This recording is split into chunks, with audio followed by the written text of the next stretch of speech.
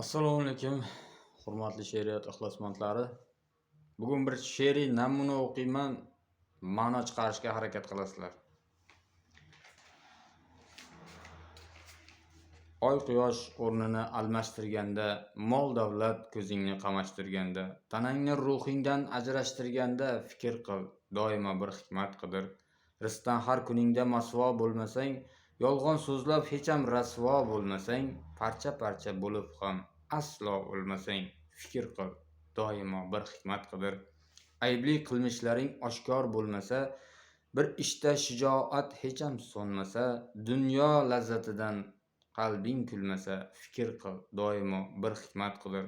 Mol davlat hushingdan og'dirgan chog'da, o'zingni xudo deb qolmagin dog'da, jamiki ne'matdan qolsang yiroqda, fikr qil, doimo bir hikmat qidir.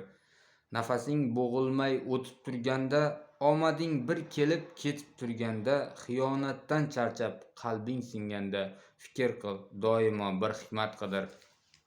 Qilgan har bir ishing yurib tursa gar, Allohim boshingdan sochib tursa zar, shunda ham Robbingdan bo'lsang bexabar, fikr qil, doimo bir hikmat qidir. Sog' bo'linglar.